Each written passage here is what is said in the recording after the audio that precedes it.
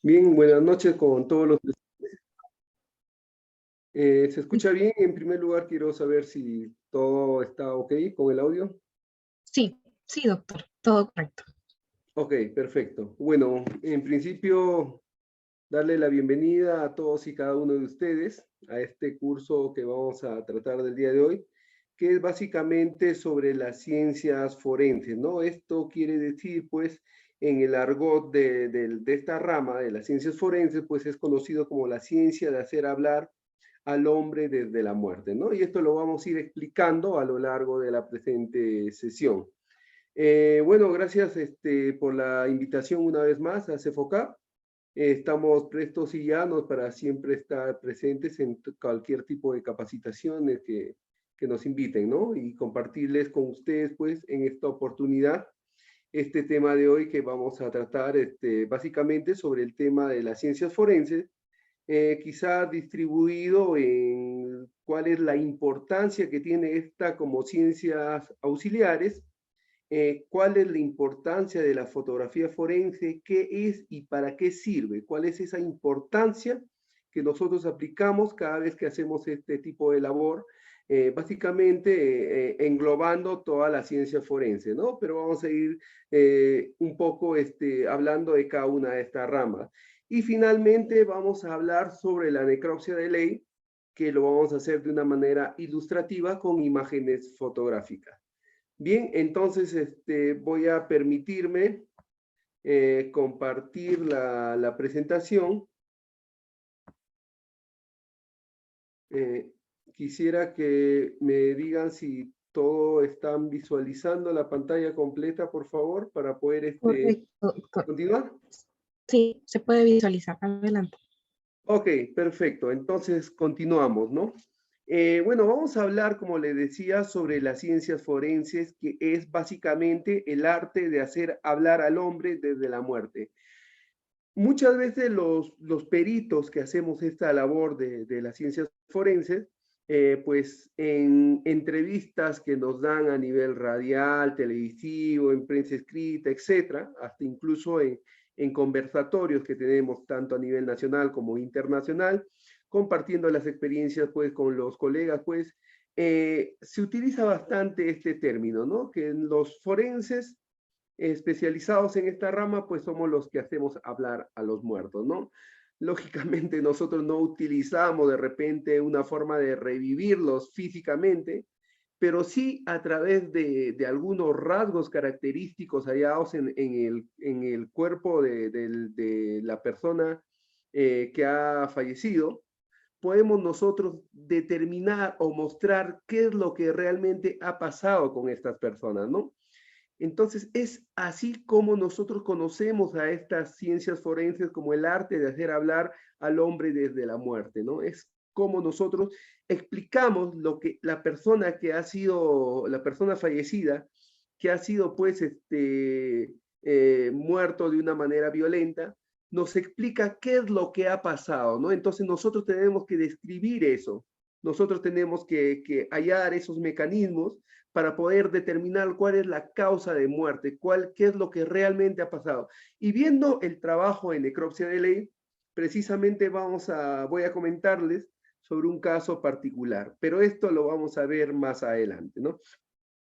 Bien, como les decía, la ciencia forense debe gran parte de su arsenal de instrumentos y métodos de la ciencia occidental que se desarrollaron pues en el siglo XVI al siglo XVIII más o menos.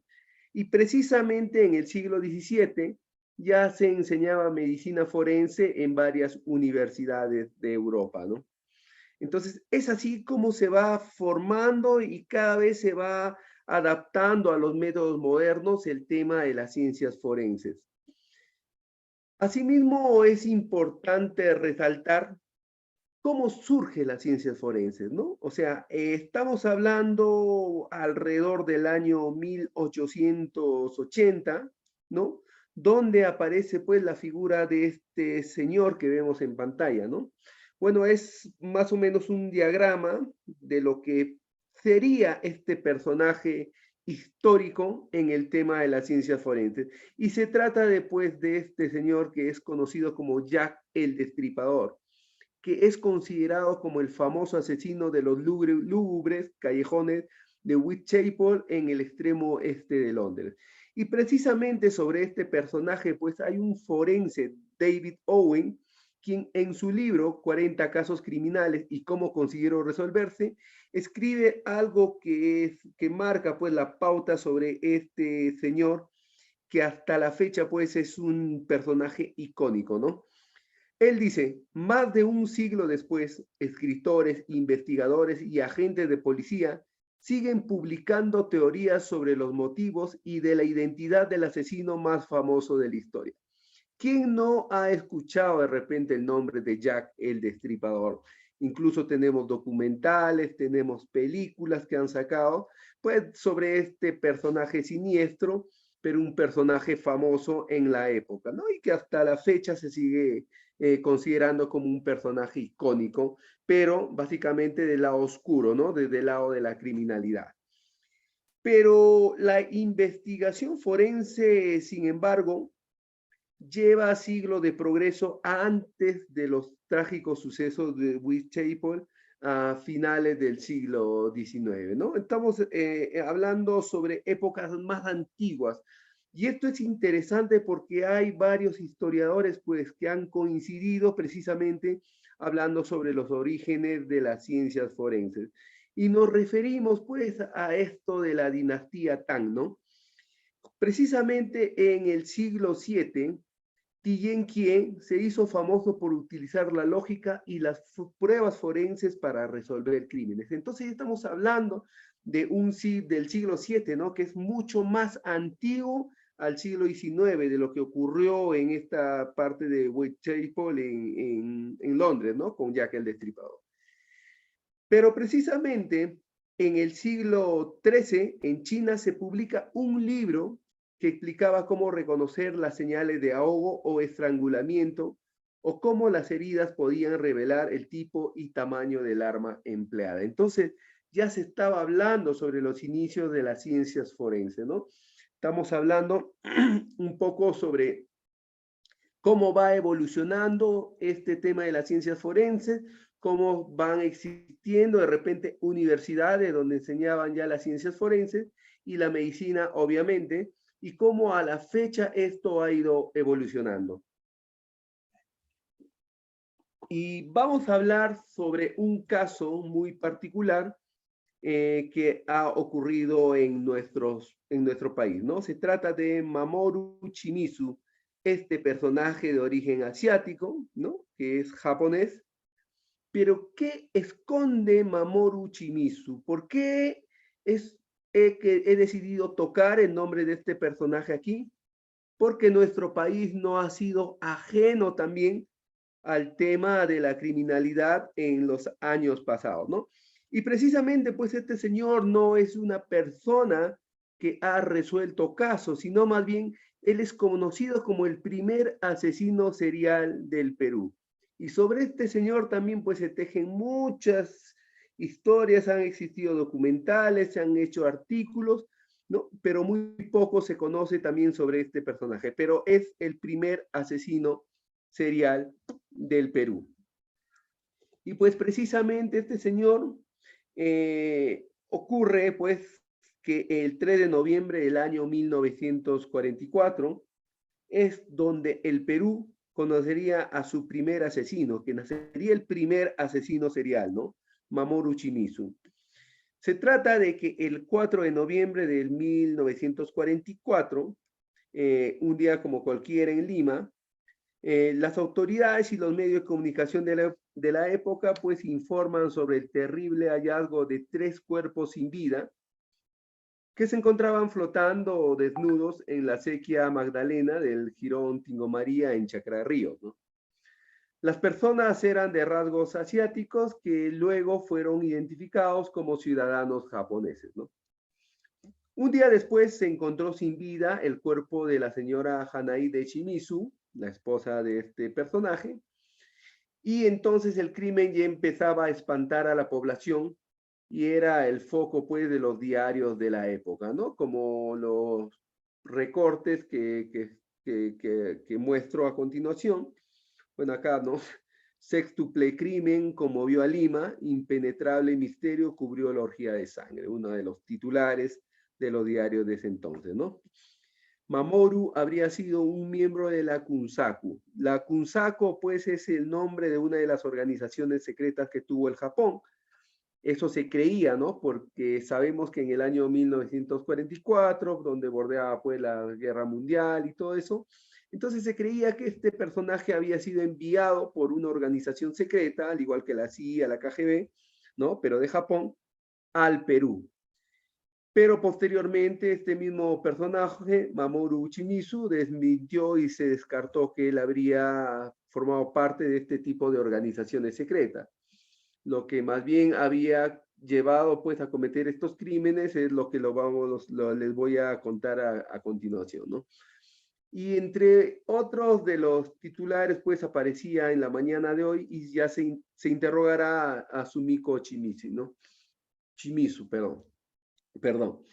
Entonces, es lo que se enfocaban los diarios de ese entonces, hablando pues sobre este hecho, un tenebroso y desconocido caso que se abría en la policía, y el homicida luego sería conocido como el primer asesino serial del Perú. Las autoridades que hallaron los cuerpos han llevado estos cuerpos a la morgue, donde se practicó pues la autopsia, y que confirmó que la muerte de estas personas se debió pues por los golpes con un arma contundente y que los cadáveres presentaban múltiples traumatismos, tanto en la cabeza como en la cara, y estos inferidos pues por mano ajena, ¿no? En total, el inicio de este primer asesino serial del Perú fue pues nada más ni nada menos que 7 víctimas las que se encontraron, ¿no? Las que habría cometido pues este personaje de origen japonés. Luego, pues, el señor Mamoru Shimizu confesó que esperó a que su familia durmiera para ingresar a la habitación de su hermano y golpearlo con un palo. Luego golpeó a su cuñada y finalmente se dirigió al cuarto de sus 3 sobrinos e hizo lo mismo, ¿no? Finalmente se aproximó a la habitación de uno de sus amigos, ¿no? Carlos Iramo, y de su esposa Carmen Mica, que eran amigos muy cercanos a la familia, con quien compartían la finca y les reventó pues también la cabeza, ¿no? A través de este objeto contuso. Luego de matarlos, sacó los cuerpos de la casa, sin embargo, alguna de ellos aún estaban agonizando. Y al ver esto, pues este personaje, como sabemos cuál es la mente criminal, pues remató golpeándolo repetidamente con un trozo de madera hasta matarlos finalmente, ¿no? Pero no bastó con eso. Lo que pasó después es que ya muerto les quitó la ropa y los condujo hasta un descampado en el automóvil de su hermano. Descalzo echó cada cuerpo al río, ¿no? Mamoru dijo que el motivo había sido que tenía un problema grave familiar, ¿no? Luego, pues, el homicida reveló que había ocultado las prendas de las víctimas en la casa de una vecina y en efecto, cuando la policía se dirigió, halló 6 costales de carbón enumerados con la ropa de los asesinados con mancha de sangre, ¿no? ¿Cómo acaba el juicio de este personaje, no? Bueno, pues sabemos cuál es la artimaña de las personas que cometen estos execrables crímenes, porque nosotros lo vemos casi a diario cuando hacemos este tipo de peritajes forenses, ¿no? ¿Cómo llevó esto el juicio, ¿no? Contra Mamoru Shimizu. El juicio se dio 4 años después de los asesinatos, pero en estos 4 años, la coartada pues, de este personaje japonés significó el cambio de la versión que dijo en un inicio, ¿no? Y sostuvo pues lo siguiente, ¿no? Dijo que 5 enmascarados fueron los autores de la masacre, cosa que ya no era tan creíble, y el Tribunal Correccional de ese entonces lo condenó a 25 años de prisión por los asesinatos del 4 de noviembre el 4 de noviembre de 1948 fue donde se dio la sentencia y se le impuso pues un pago de 70.000 soles por reparación civil, ¿no? Entonces, esta es la historia de este personaje, ¿no? Que es un personaje importante en la historia de nuestro país por ser el primer asesino serial, ¿no? Del Perú. Es así como terminó Mamoru Shimizu, enterrado cerca, pues, a las víctimas frente a las víctimas que las asesinó, ¿no? Bueno, esta es una de las fotografías, días antes de ser exterminada la familia de Shimizu, y pues donde se muestra pues esta fotografía icónica, ¿no? Que se halló pues en la habitación de este personaje Mamoru Shimizu, ¿no? Bueno, sabemos que el Perú también tiene bastante historia y precisamente esta es el origen de algo aterrador, algo macabro que ocurrió en nuestro país y pues que es considerado hasta la fecha, ¿no? Como un hecho importante de nuestro país en el tema criminal, pero como les dije anteriormente, pues visto desde el lado siniestro, ¿no? Bueno, vamos a ver qué es el delito, ¿no? El delito o crimen es tan antiguo como la sociedad y a lo largo de la historia los hombres que tenían en sus manos el poder de administrar justicia han necesitado demostrar la inocencia o culpabilidad de aquellos que infringían las normas, ya sea para castigar al infractor o para absolver al inocente.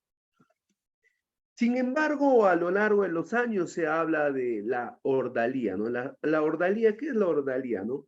La ordalía se trataba, pues, con ese fin de buscar la verdad a través de los medios de pruebas.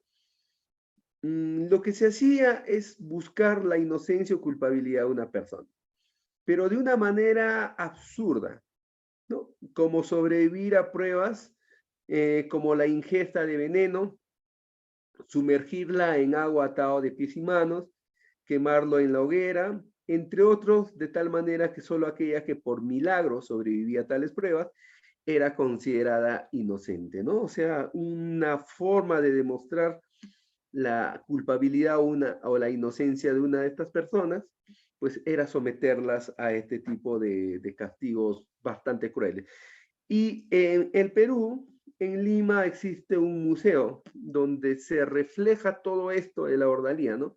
Se trata pues de la Santa Inquisición, ¿no? Vemos aquí las imágenes donde el detenido lleva a través de los jueces el proceso y lo que se busca es la obtención de la confesión a través de este tipo de artimañas, ¿no? Que les he señalado anteriormente. Y la obtención de la confesión, pues buscaba pues que la persona confiese el delito que ha cometido. Y pues finalmente, pues el castigo final era pues, o la sentencia final, era una sentencia de muerte, ¿no? La muerte del procesado.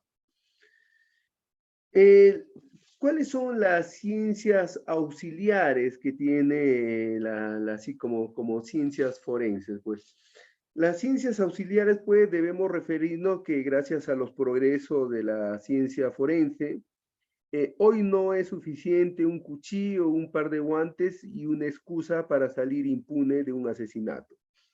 De hecho, debo referirme que para conseguir que un delito llegue desde la escena del crimen a los tribunales, se requiere la intervención de varias especialidades de las ciencias forenses, ¿no? Entonces estamos hablando de las ciencias auxiliares que apoyan pues al tema de las ciencias forenses, ¿no? Y nos referimos básicamente pues a la criminalística y la criminología. Vamos a detallar cada uno de ellos, ¿no? A lo largo de la presente sesión, pero vamos a mencionar en esta parte, pues, cuáles son esas ciencias forenses que contribuyen, entre otras, pues, a fortalecer o unificar o resolver los casos en temas de las ciencias forenses, ¿no? Como ciencias auxiliares está la criminalística. El objetivo principal es llegar a la verdad de los hechos. Esto quiere decir conocer lo que ocurrió en la escena de crimen, ¿no? Entre tanto, la criminología permite llegar a comprender los hechos, ¿no? Y conocer qué motivó al agresor a cometer el crimen, ¿no? La antropología, como ciencia auxiliar de las ciencias forenses, pues también trata sobre, forma parte, pues, de ayudar a complementar cuáles son los hechos que han ocurrido. En este caso, la antropología forense cumple la finalidad de permitir la individualización e identificación de las víctimas en el ámbito legal. Cuando ocurre, por decir, un accidente masivo, o hayamos restos de épocas pasadas, como en la época de la violencia sociopolítica que vivió el Perú en la década de los 80 al 2000, entonces hablamos de un conglomerado de restos óseos. ¿Qué hace la antropología forense? Pues la antropología forense se trata de hallar, en principio, el número mínimo de individuos, ¿no? Para determinar cuántas víctimas han estado presentes en esos crímenes. Y pues segundo, de lo que se trata, pues, es de individualizar a las víctimas, ¿no? Y eso lo vamos a ver con detenimiento también más adelante. La toxicología también es otra de las ramas de las ciencias forenses, como ciencia auxiliar.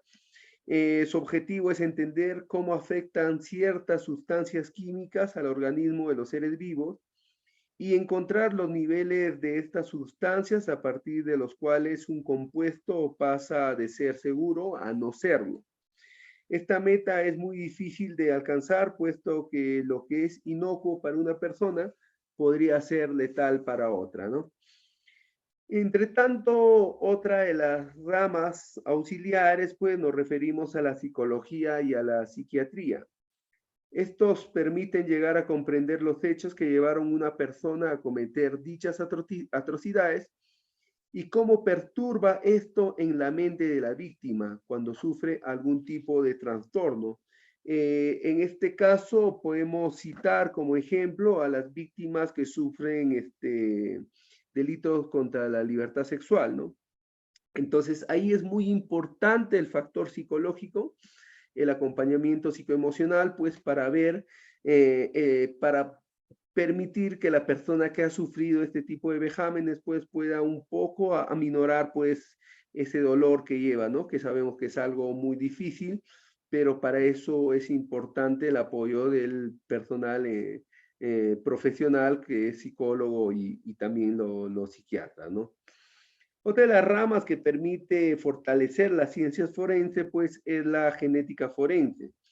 El objetivo principal es lograr la identidad de las personas, tanto vivos como muertos, ¿no? A través de pruebas como el ADN. La medicina legal nos enseña los principios de la legislación médica de nuestro país para generar una vocación de cumplimiento continuo y así evitar denuncias por los efectos no deseados y a veces impredecibles del acto médico, ¿no? La odontología, como odontología forense, reconoce, analiza, presenta evidencia dental en diferentes situaciones, como son los casos de identificación cuando el cuerpo se encuentra en estado irreconocible, en incendios, por ejemplo, en el caso de Mesa Redonda, ha sido fundamental el trabajo del odontólogo forense, ¿no? Esto por acción de fuego, como les repito, o también por cambios post-mortem, ¿no? Cuando se encuentra una víctima luego de mucho tiempo de deceso, entonces para lograr la identificación es importante a través del estudio del odontograma, el odontólogo trata pues de determinar la identidad de esta persona, ¿no? Otra de las ramas importantes pues es la balística, que es una de las áreas fundamentales en la carrera de la criminalística. Es esencial en toda investigación criminal para el esclarecimiento del homicidio y otros delitos que incluyan armas de fuego, ¿no? Y finalmente, como parte de estas ciencias auxiliares, pues está la fotografía, ¿no? La fotografía se usó desde sus inicios para retratar huellas y pistas en el escenario del crimen o detalles de heridas y sospechosos. En 1886 voy a referirme a este año y referirme también a la persona de Thomas Byers, quien pues es un detective de New York, quien publicó la primera colección de fotos de rufianes para ayudar a la gente a reconocer el delincuente en el caso de que fueran atacados, ¿no? Esto también algo tiene que ver con el origen de la fotografía forense a través del padre de la fotografía forense, quien es Alan Pinkerton, pues un detective escocés que fundó la agencia Pinkerton en la ciudad de Chicago, en Estados Unidos, ¿no? Y eso también lo vamos a ver más adelante cuando ingresemos a ver el tema de la fotografía forense. Criminalística. Es una ciencia multidisciplinaria que se encarga del estudio de los indicios y las evidencias encontrados en la escena del crimen y con la finalidad de llegar a la verdad. Entonces, la criminalística engloba esto. ¿Cuál es la finalidad de la criminalística? Llegar a la verdad de los hechos. La criminalística es una ciencia forense de carácter empírico y multidisciplinario, íntimamente ligada a la criminología y al derecho penal. Su objetivo es investigar la escena del crimen para demostrar cómo se cometieron los hechos delictivos, quiénes fueron sus protagonistas y a qué motivaciones responden.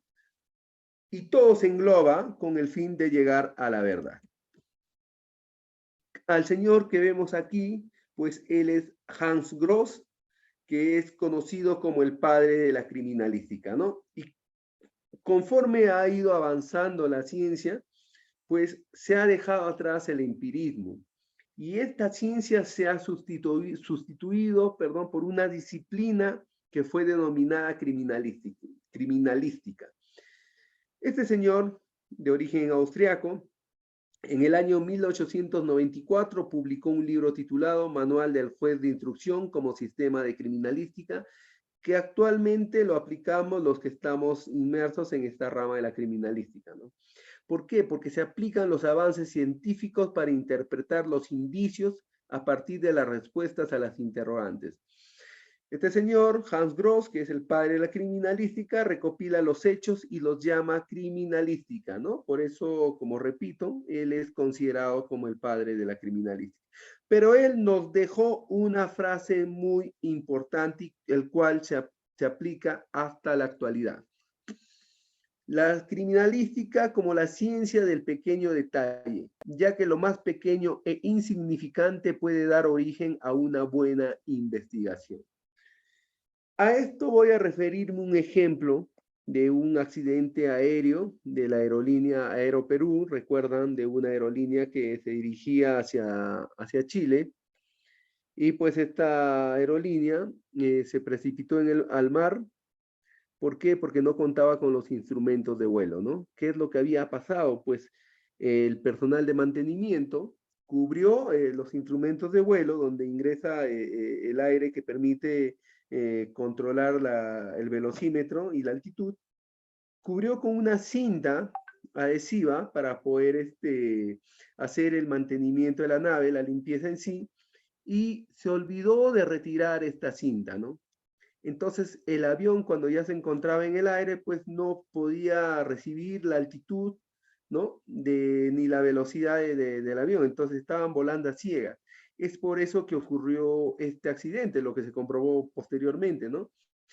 Entonces esto pues comprueba este adagio o este aforismo que nos ha dejado Hans Gross, la ciencia del pequeño detalle, ya que lo más pequeño e insignificante, como esta cinta, puede dar origen a una buena investigación, ¿no? Entonces es lo que ocurrió en ese accidente de esta aerolínea peruana, Aeroperú, y pues después ya vinieron los temas legales, donde pues se dice que por cada víctima, pues la aeronave ha tenido que pagar 1 millón de euros, ¿no? A los familiares. Bueno, en fin, ese es otro tema.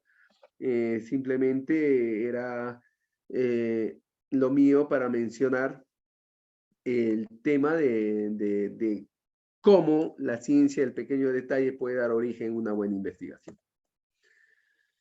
Bueno, vamos a hablar también sobre los principios de la criminalística, ¿no? Existen 7 principios fundamentales. El principio de uso, siempre se usan agentes vulnerantes como los puños, cuchillos, correas, arma de fuego, etcétera, ¿no? Entonces hay un principio de uso en cuanto a los agentes vulnerantes que han causado pues el daño en la persona, ¿no? El principio de producción, los agentes vulnerantes producen elementos materiales como fracturas, edemas, etcétera, ¿no? El principio de intercambio, intercambio de materiales sintéticos, biológicos, genéticos, entre la víctima, el asesino y el contexto. Principio de correspondencia de características. En el cuerpo de la víctima pueden aparecer marcas o rastros impresos que delatan el agente empleado en el asesinato. Principio de reconstrucción de los hechos o fenómenos. Se realiza un análisis de los elementos materiales que nos va a permitir la reconstrucción de los hechos, ¿no? Cómo se ha ido elaborando este tipo de acción en la zona, en la escena de crimen, ¿no? Principio de probabilidad. Nunca se supondrá que algo ocurrió exactamente de una forma u otra. Siempre se maneja la probabilidad de acierto, la misma que puede ser baja, mediana, alta o nula. Y finalmente, pues el principio de certeza, que a través del uso de estas metodologías, tecnologías y procedimientos, pues lo que se permite es lograr una buena investigación, ¿no? Que sea una investigación más real. Esos son los principios de la criminalística. Bien, vamos a hablar también sobre la criminología, ¿no? Muchas veces hay una confusión entre criminalística y criminología, pero básicamente hay una diferencia, la cual nos permite saber qué es criminalística y qué es criminología, ¿no? La criminología surge pues de estos dos vocablos griegos, criminis logos, que significa el tratado o estudio del crimen, ¿no? Entonces, tiene como objetivo de estudio al criminal, no al hecho en sí, sino al criminal, con relación al crimen mismo, sin dejar de lado del todo a la víctima, ya que también se hace un estudio de la víctima, ¿no? Con el objetivo de entender al criminal mismo y sus distintas motivaciones, qué es lo que motivó a esta persona a cometer el crimen.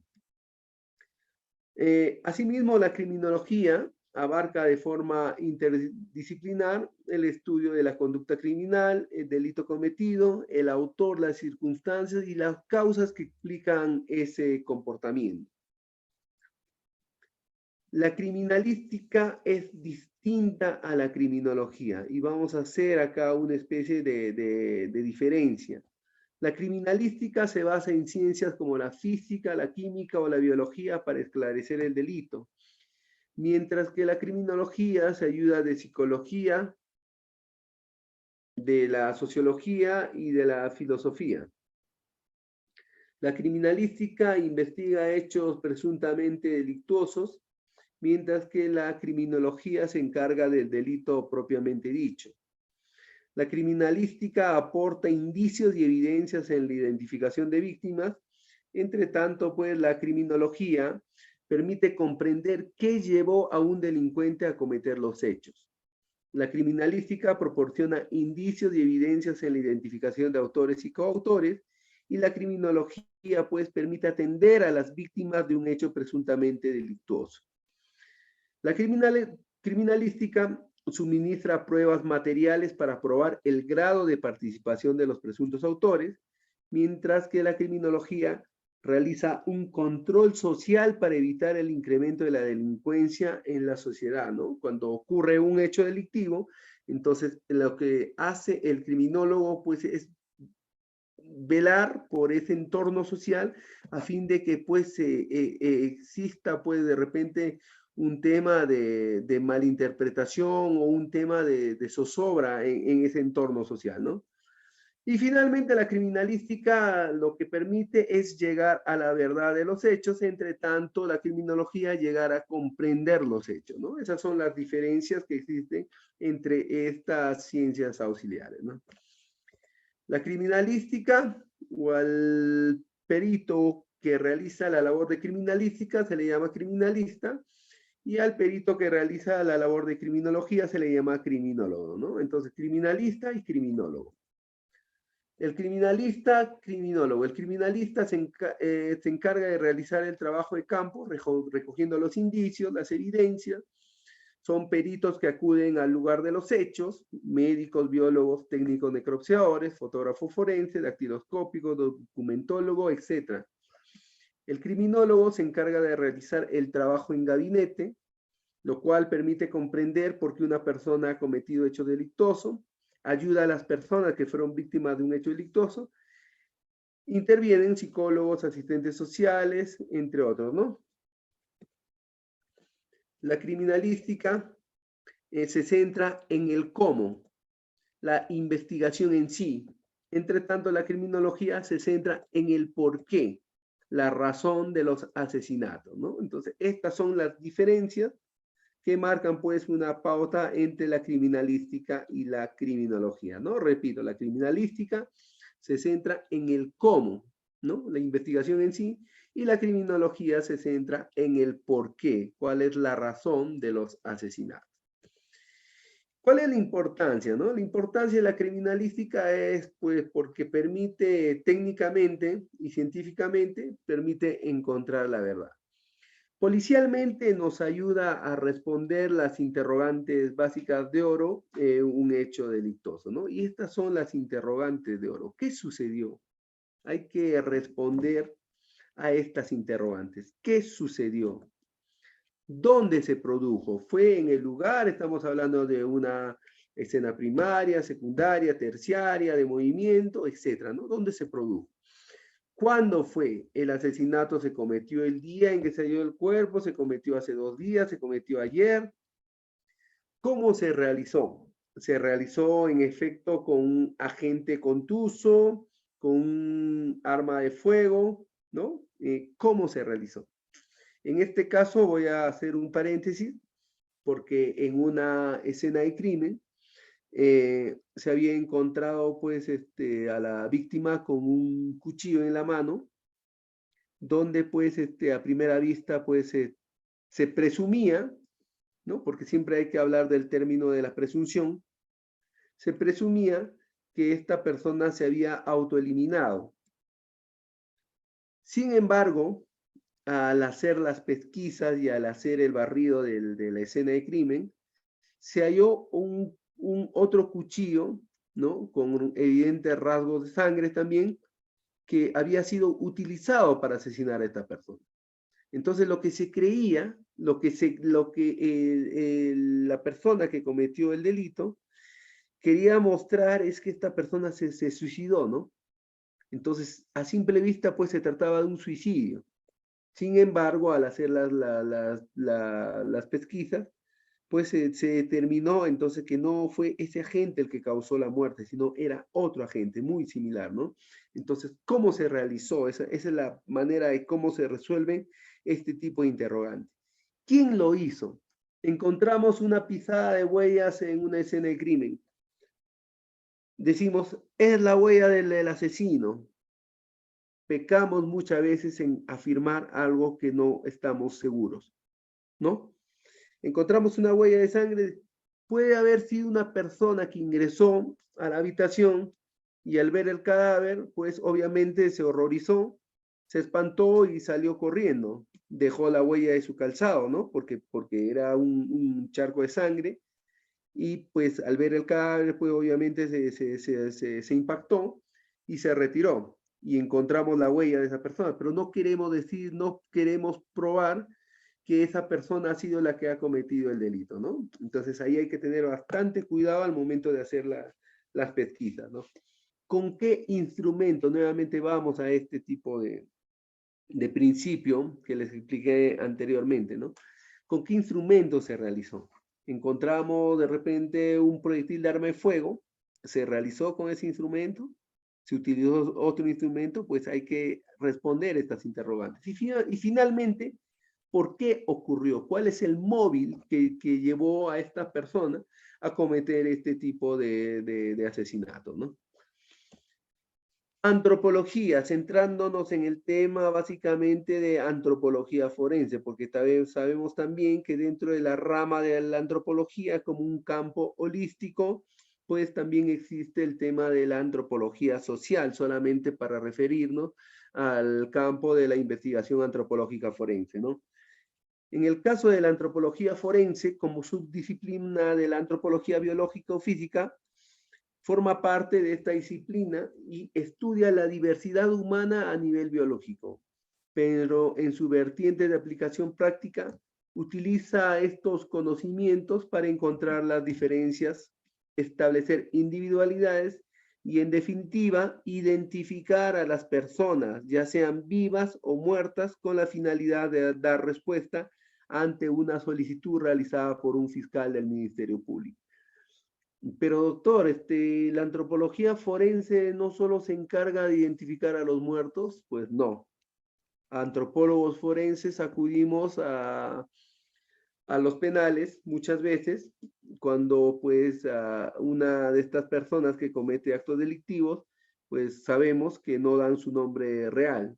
Entonces lo que hacemos que a través de ciertos rasgos y con características somatológicas, pues hacemos la identificación de estas personas y comparamos pues con información ante-mortem y pues determinamos la identidad de esta persona viva, ¿no? Entonces, no solo el antropólogo forense, obviamente el tema forense se refiere pues a personas muertas, sin embargo, también se aplica en la identificación de personas vivas, ¿no? Cuando vemos, por ejemplo, un video de personas que ingresan a robar o a cometer un asesinato y pues que posteriormente lo capturan, a través de un estudio somatológico, pues se llegue con ciertos rasgos del cuerpo de la persona, se hacen comparaciones y se logra identificar a esa persona que ha ingresado de repente a robar o a cometer algún tipo de delito, ¿no? Entonces, esa es la importancia de la antropología forense. La antropología forense tiene como objetivo contribuir a detectar los signos traumáticos que pueden llevar a establecer la causa y circunstancias de la muerte. También tiene como objetivo esclarecer los hábitos de lateralidad y condiciones patológicas antes, estamos hablando de pre-mortem, durante mortem y después del deceso de una persona, ¿no? Condiciones patológicas post-mortem. Entre tanto, la toxicología forense, como otra ciencia auxiliar de la ciencia forense, estudia los métodos de investigación médico-legal en los casos de envenenamiento y muerte. ¿Qué son los efectos nocivos o perjudiciales? Bueno, los efectos nocivos o perjudiciales son aquellos que atentan contra la supervivencia o la función normal del individuo. Muchas sustancias tóxicas no generan lesión característica, por lo que si existe la sospecha de alguna reacción tóxica, la investigación visual no sería suficiente para llegar a la verdad. Entonces, para eso es importante hacer el trabajo toxicológico, ¿no? Bueno, hay aquí un interrogante. ¿Qué hay que estudiar para ser toxicólogo, ¿no? Estudiantes o graduados de carrera de química, farmacia y medicina pueden formarse en toxicología. Los expertos en toxicología son capaces de indicar cómo determinadas sustancias pueden incidir en el organismo, ¿no? Y generalmente en el trabajo de necropsia de ley es donde encontramos pues este tipo de estudios, ¿no? Por parte de estos profesionales, donde identifican este tipo de sustancias nocivas pues que han causado la muerte de una persona. La psicología y psiquiatría forense son ciencias interdisciplinarias que dan respuesta a los puntos periciales determinados por un juez frente a una solicitud. Se constituyen en disciplinas que trascienden la psicopatología, permitiendo su comprensión en la dimensión del derecho. Valoran la conducta normal, las alteraciones comportamentales y la enfermedad mental, su etiología. Esto parte de la medicina que estudia el origen o las causas de las enfermedades, evolución y pronóstico, entre otros aspectos, ¿no? La psicología forense es la rama de la psicología que se aplica al sistema legal. La psicología puede aportar sus conocimientos sobre el comportamiento humano en el ámbito judicial y con ellos ayudar pues en la toma de decisiones. Entre tanto, la psiquiatría forense es una rama de la medicina. El papel fundamental de la psiquiatría es estudiar y tratar las enfermedades mentales. Su objetivo es prevenir, diagnosticar, tratar y rehabilitar los trastornos de la mente, centrándose en la fisiología y la química cerebral. Existen 7 diferencias entre psicólogo y psiquiatra. Bueno, la psicología, ¿no? Una carrera universitaria, que sales con el título de psicólogo.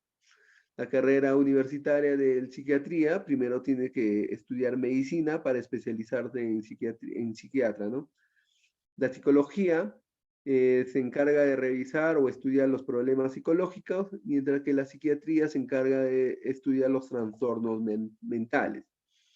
Psicología maneja las técnicas psicológicas, mientras que la psiquiatría permite tratar, ¿no?, la enfermedad versus pues, frente a través de tratamiento farmacológico.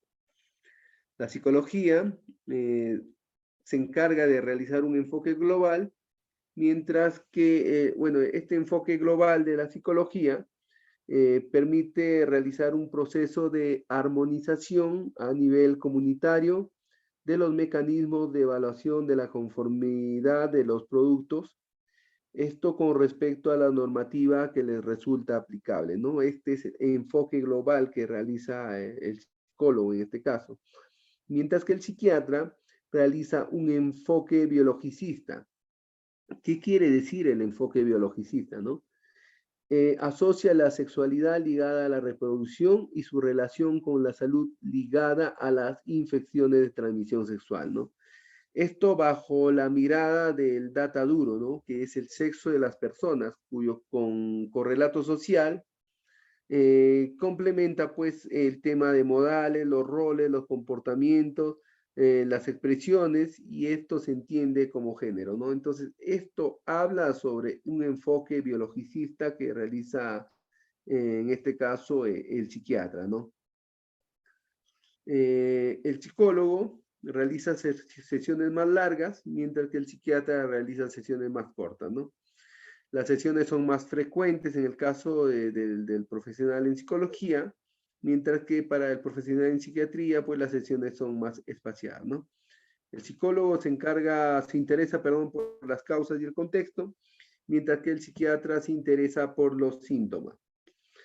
Pero ambos son expertos en salud mental y ambos realizan psicoterapia. La genética forense se define como la especialidad que engloba las técnicas de genética molecular basadas en las variaciones del ADN y su utilización en la identificación de individuos o muestras biológicas. Bueno, ¿qué se estudia para ser genetista? En muchas universidades se imparte el grado en genética, pero también pueden cursar estudios como biología, bioquímica, biotecnología, medicina veterinaria, para luego especializarse en genetista, ¿no?, mediante una variedad de cursos. La medicina legal tiene como objetivo el uso de los conocimientos médicos, administrativos, jurídicos, éticos de la actividad profesional y asistencia sanitaria médica. ¿Cuál es la función de un médico legista? Su finalidad es orientar y facilitar al operador de justicia, llámese fiscales y jueces, la tipificación jurídica de los delitos contra el cuerpo y la salud, básicamente eso, ¿no? Entonces, esa es la función que tiene el médico legista. Existe una diferencia también entre un médico forense y un médico legista. La medicina legal busca dar respuesta a cuestiones de naturaleza médica que se plantean en el ámbito del derecho, por lo que la realizan peritos médicos. Se realizan de cara a un procedimiento judicial, siendo designados por una parte en litigio o por el propio juzgado. Mientras que la medicina forense es una ciencia forense más, realizada por médicos forenses habilitados dependientes del Ministerio Público. Consiste en aportar conocimientos médicos a la resolución de problemas biológicos de diversas índoles, ¿no?, como la causa de muerte, necropsia, levantamiento de cadáveres, etcétera, ¿no? La medicina legal en la aplicación de las ciencias médicas a la ilustración de los hechos investigados por la justicia, mientras que la medicina forense no es asistencial, sino más bien es evolutiva, ¿no? Odontología forense es la aplicación de los conocimientos odontológicos en el manejo de evidencias dentales, ayuda a determinar la edad, la raza y otras características con el fin de lograr la identificación de un individuo vivo o muerto. La balística forense forma parte de la balística general. Es una ciencia integrante de la disciplina criminalística que estudia las armas de fuego, los cartuchos, proyectiles y casquillos, sus efectos y fenómenos con la finalidad de aplicar estos conocimientos al auxilio de las autoridades encargadas de la administración de justicia, ¿no? Cuando nosotros realizamos el trabajo de la investigación antropológica forense, pues nos basamos pues en ingresar o a recoger los cadáveres de la época de violencia que se suscitó en nuestro país, donde acudimos a muchos lugares como bases militares, ¿no? Como el caso del caso Cabitos en Ayacucho y otros casos, donde pues vemos la magnitud de la gravedad y se encuentra casquillo de balas o proyectiles de arma de fuego, muchas veces hallados al interior del cuerpo, y eso también lo vamos a ver más adelante cuando ingresemos al tema de fotografía forense y a ver el tema de la necropsia ley. Y esto pues se deriva, ¿no? Al especialista en balística, ¿no? En este caso los peritos de balística, ¿no? Que puedan hacer el estudio y determinar pues qué tipo de armas se ha empleado y cuál es la fuerza que se ha utilizado, ¿no? Eso ya es un estudio más amplio que se aplica, ¿no? La fotografía forense, vamos a ingresar a ver lo que es la fotografía forense. Esto es parte también de nuestro tema de hoy, ¿no? Ya la tercera parte para poder ingresar a hablar sobre la necropsia de ley y culminar con esta exposición del día de hoy, ¿no? Fotografía forense. Nos hacemos esta pregunta: ¿qué es y para qué sirve? ¿Para qué utilizamos la fotografía forense? Eh, Sabemos el viejo y conocido refrán: más vale una imagen que 1000 palabras, ¿no? Entonces, esto es lo que nos demuestra. Podemos decir muchas cosas, podemos hablar lo que se nos venga en gana, pero si no mostramos una evidencia, ¿no? Fidedigna como una imagen fotográfica, pues de nada sirve explayarnos y decir, tratar de convencer. De lo que se trata es de demostrar lo que nosotros hacemos, ¿no? Entonces, es importante. ¿Para qué sirve la fotografía forense? Bueno, lo que les había mencionado anteriormente, pues vamos a ingresar a ver los orígenes de la fotografía forense con este señor, Alan Pinkerton, el padre de la fotografía forense, detective y espía escocés que funda la agencia Pinkerton, que es la primera agencia de detective del mundo. La labor de este señor comienza en el año 1866 en la ciudad de Chicago, cuando registra las muertes ocurridas en las calles, ¿no? Con esto se puso en práctica la fotografía criminal para reconocer a los delincuentes, disciplina que posteriormente sería llamada fotografía judicial y a la postre actualmente la conocemos como fotografía forense, ¿no? Esto sirvió para que se judicialice a las pandillas que cometían crímenes en la ciudad, ¿no? Entonces, de esta manera es como surge el tema de la fotografía forense, ¿no? Gracias al aporte de este señor, el padre de la fotografía forense, Alan Pinkerton, ¿no? Quien es actualmente el dueño de una de las agencias de detectives más grandes del mundo.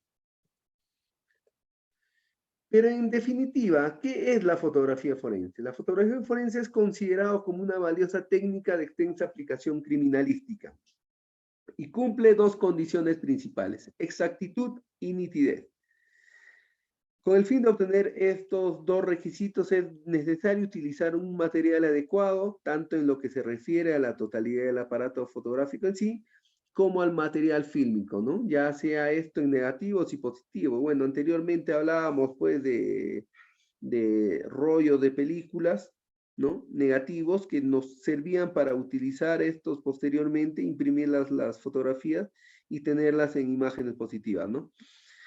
Sin embargo, esta exactitud y nitidez nos va a permitir tener un buen uso del objetivo que registramos. En este caso, ¿cuál es nuestro objetivo? El individuo. Los fines de la fotografía forense, se reconoce el gran apoyo que brinda a la investigación forense, porque tiene presencia tanto como recurso para obtener una máxima información en el menor tiempo. Proporciona un registro preciso y claro de las etapas de la investigación forense con las evidencias para presentar los resultados de una prueba, en muchos casos realizados en el laboratorio. Bueno, esta es una fotografía del Laboratorio de Investigaciones Forenses de Ayacucho, donde se realizan pues los trabajos de análisis de los restos óseos. Este es el caso de oreja de perro, si mal no recuerdo, ¿no? De una intervención masiva que se hizo, donde se logró recuperar pues más de 30 cadáveres, ¿no? Entonces, es la forma como los peritos antropólogos forenses empiezan a hacer la distribución y la individualización de los restos óseos, ¿no? Y la fotografía forense, y lo vamos a ver más adelante, nos permite pues demostrar las evidencias con las características halladas dentro de los cuerpos de las víctimas, ¿no? Vamos a hablar un poco sobre el tema amplio del proceso de investigación antropológica forense. En primer lugar, nos referimos a la investigación preliminar, que es donde se da inicio pues al hilo de la madeja, ¿no? Y este trabajo lo realizan los antropólogos sociales, quienes realizan pues la toma de fichas ante mortem a los familiares de la víctima con el fin de hallar ciertas características que tenía la víctima, ¿no? Y estas características compararlas con los restos óseos recuperados, ¿no? En muchos casos se ha logrado identificar a través de la información preliminar que se ha recopilado en campo, ¿no?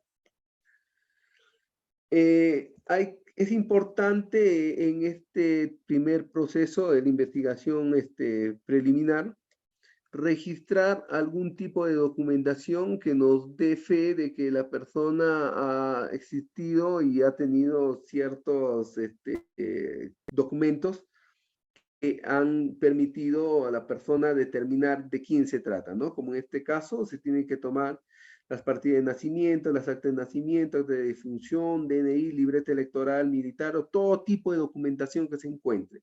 Este tipo de registro forma parte, pues, de la investigación preliminar para posteriormente lograr el objetivo final, que es la identificación de las personas, ¿no? Dentro de este proceso de investigación preliminar se encuentra la ubicación y el registro, ¿no?, de los presuntos sitios de entierro. Este proceso lo realizan los arqueólogos y la finalidad es ubicar y registrar las presuntas fosas o lugares de entierro, ¿no? Luego viene el proceso de la recuperación de los restos óseos.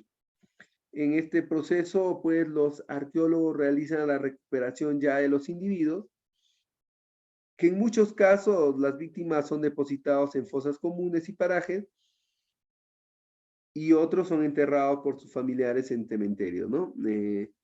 Justamente hace unos, encontraba pues en la zona de Socos, donde pues ocurrió en el año 83 un hecho execrable que dio origen pues a una película muy conocida que es La Boca del Lobo. En ese caso, pues, ocurrió tal cual, ¿no? Fueron llevados a un paraje, las víctimas fueron asesinados por miembros militares y por fortuna o gracia divina, una de las personas, pues, logró escabullirse en la oscuridad de la noche y salvar su vida, ¿no? Y fue esa persona la que finalmente denunció este hecho execrable, ¿no? Entonces fuimos a recuperar los cadáveres que muchas familias los habían recogido en su momento de ese lugar y habían sido trasladados a los cementerios de Socos, ¿no? Pero en este traslado pues se han perdido bastantes evidencias y partes también de restos óseos, ¿no? Que pues lamentablemente no va a ser posible hacer un inventario óseo completo de la víctima, pero sin embargo lo que sí se va a permitir con algunos rasgos es la labor bastante delicada que tienen los antropólogos forenses, es la de determinar pues la identidad de las víctimas, ¿no? Pero es un trabajo que se tiene que hacer siempre cumpliendo con ciertos rigores y las guías y los protocolos internacionales, ¿no? Entonces, ese es el trabajo de recuperación de los restos óseos, ¿no? Que lo realizan los arqueólogos forenses en campo. Parte de la investigación también y como parte de este proceso de recuperación, pues se siguen ciertos patrones.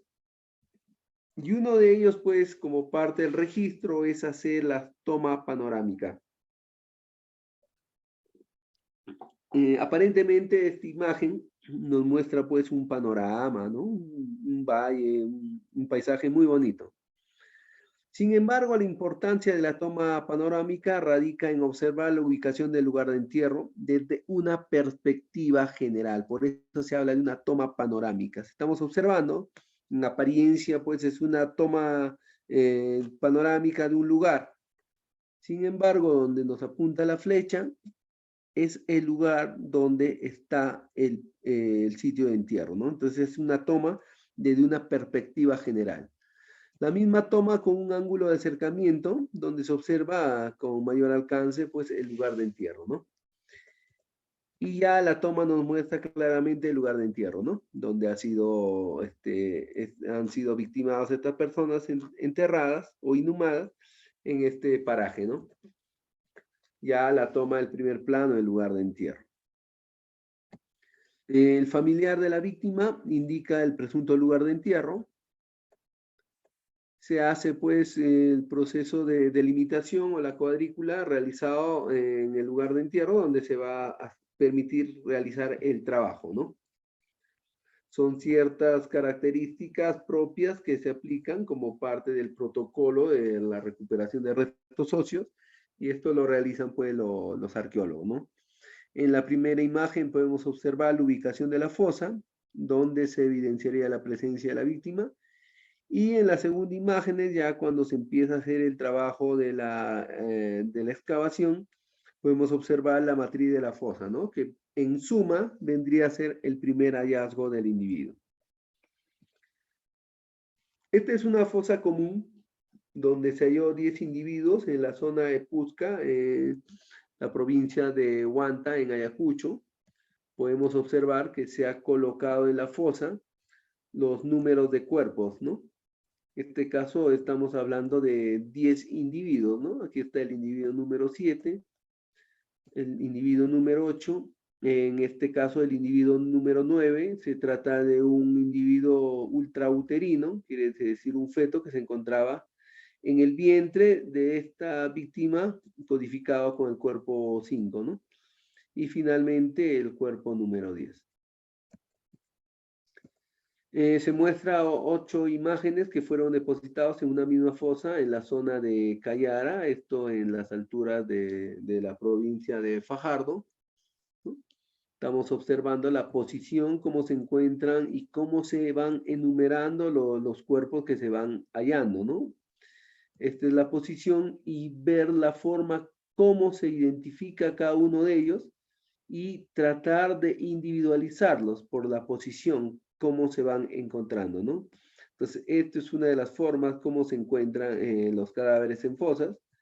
Y pues esta es otra fotografía de una fosa contigua donde se muestra la presencia de una víctima de apariencia subadulta, ¿no? Y de sexo femenino, ¿no? Esto aparentemente por la vestimenta, que posteriormente se corrobora en el trabajo de gabinete con la labor que realizan los antropólogos forenses.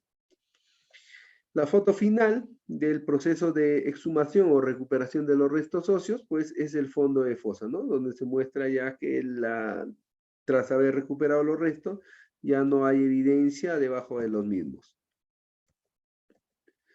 Bueno, existen lugares de riesgo a donde acuden los peritos y este es uno de los casos que de repente me marcó muchísimo.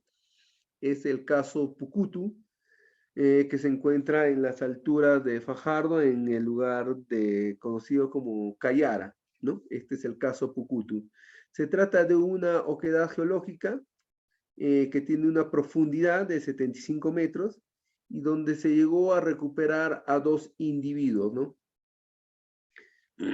Esta es la imagen de la Bocatoma, de donde se ingresa pues a esta cueva, a esta caída libre, ¿no? Ahí vemos al arqueólogo que está ya al interior y pues yo estoy en pleno descenso. Aquí nos encontramos con el equipo de protección al interior de la cueva, ¿no?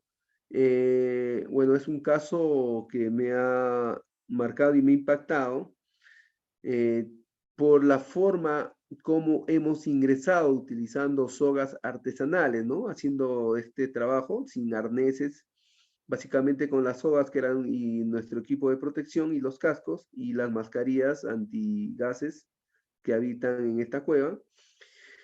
Y básicamente por lo que ocurrió en este lugar, ¿no? En este lugar, pues se trata de que se ha victimado a una mujer y a su hijo, ¿no?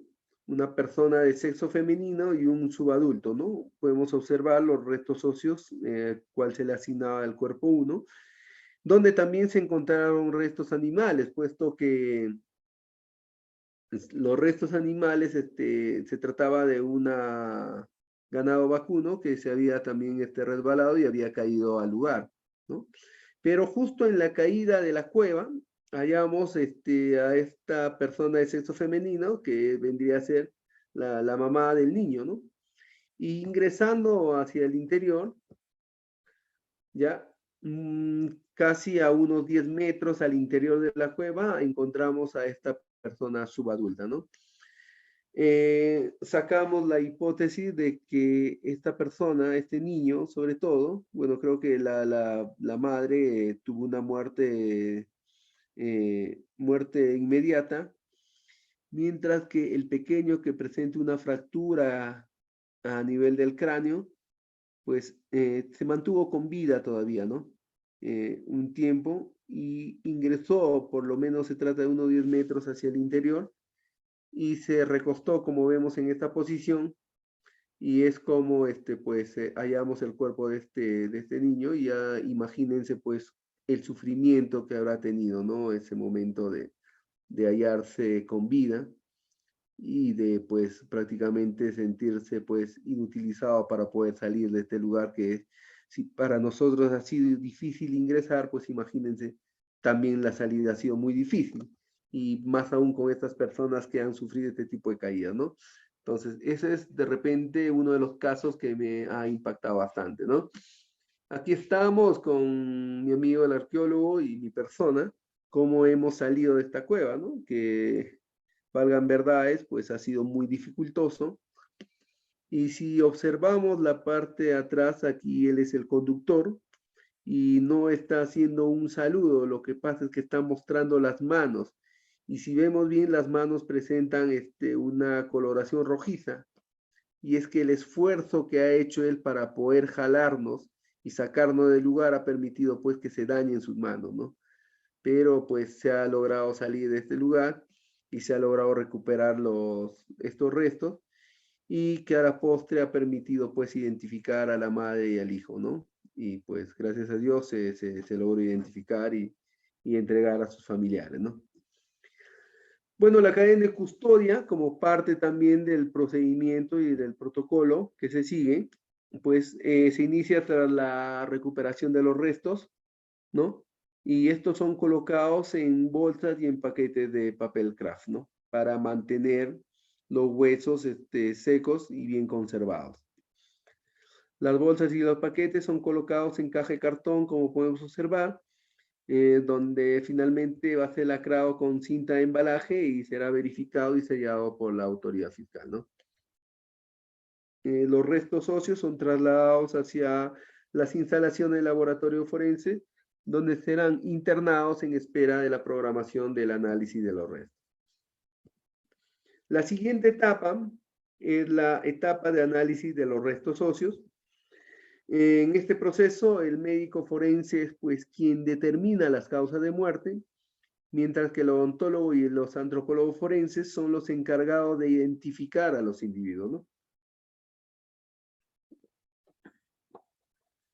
En principio, se tiene que realizar la apertura de las cajas conteniendo los restos óseos.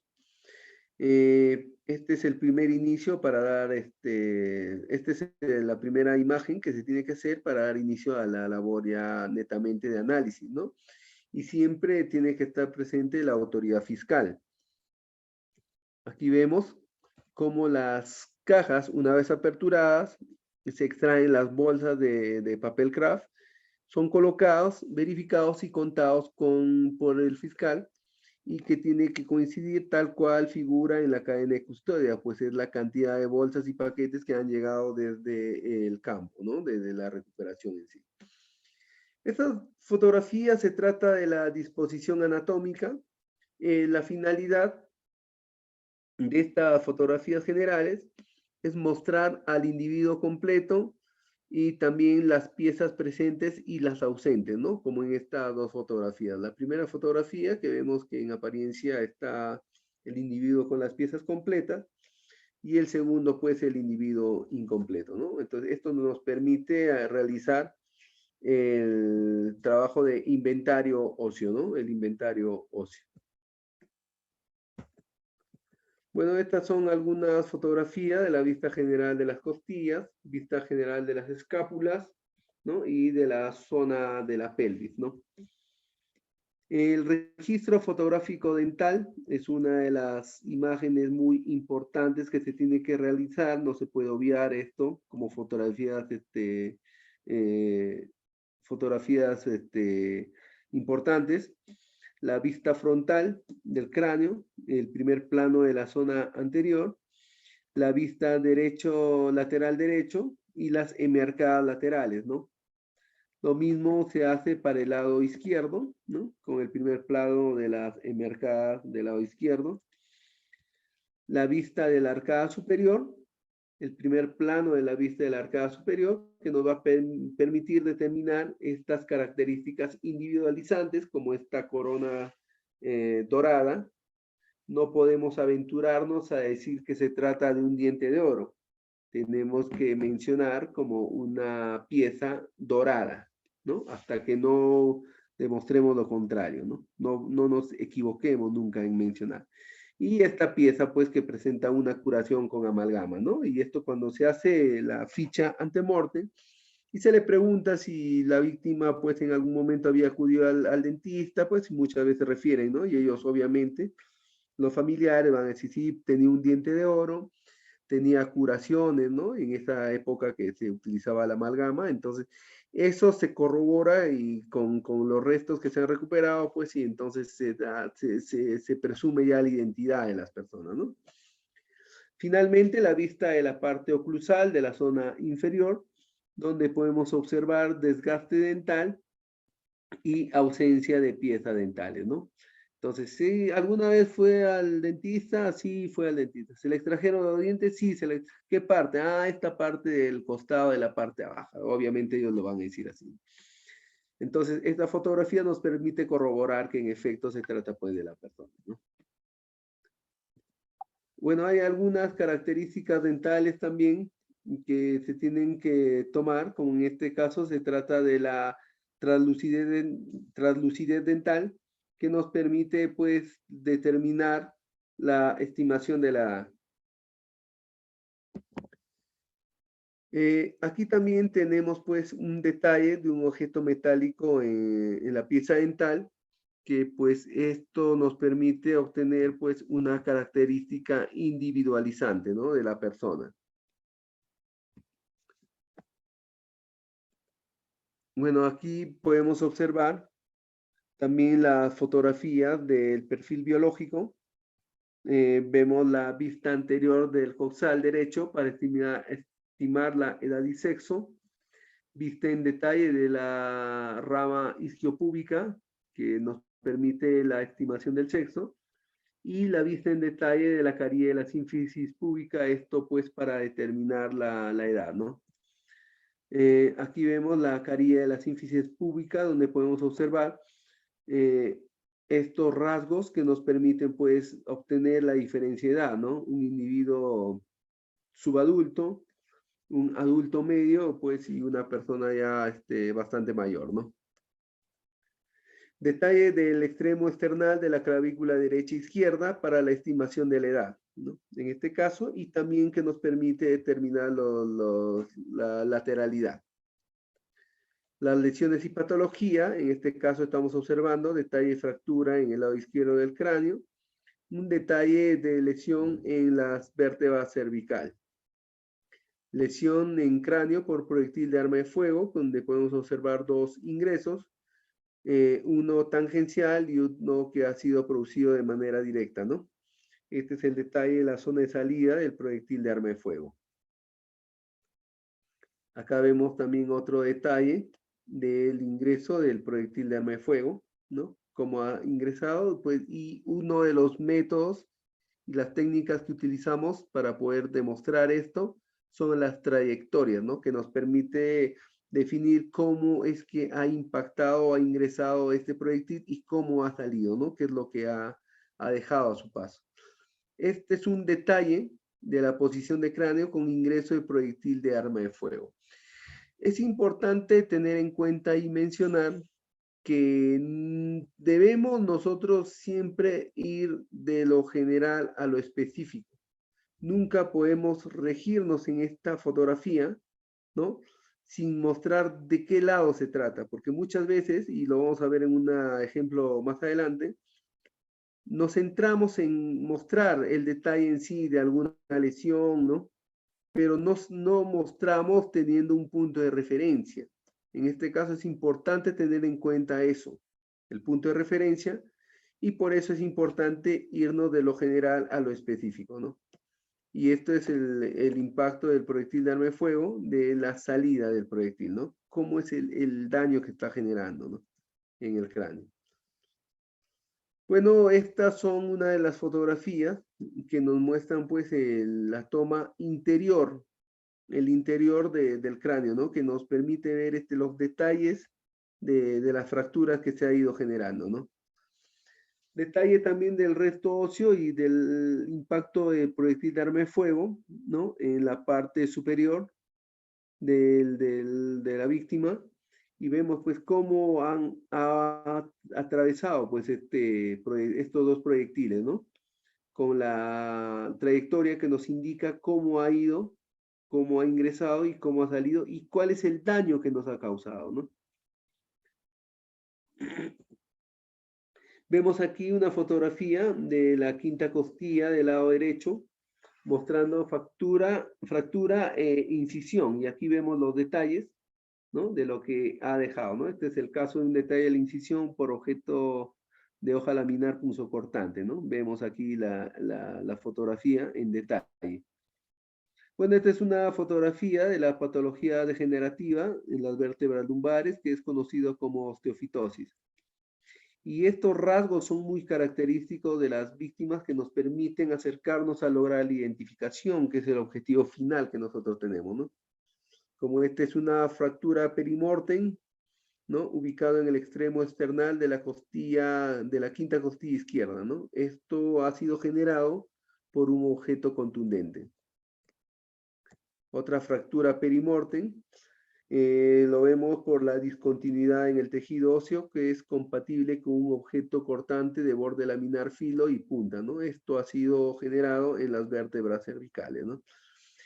Y ustedes se preguntarán cuál es la importancia de los testigos métricos. Los testigos métricos son estos, ¿no? Las escalas.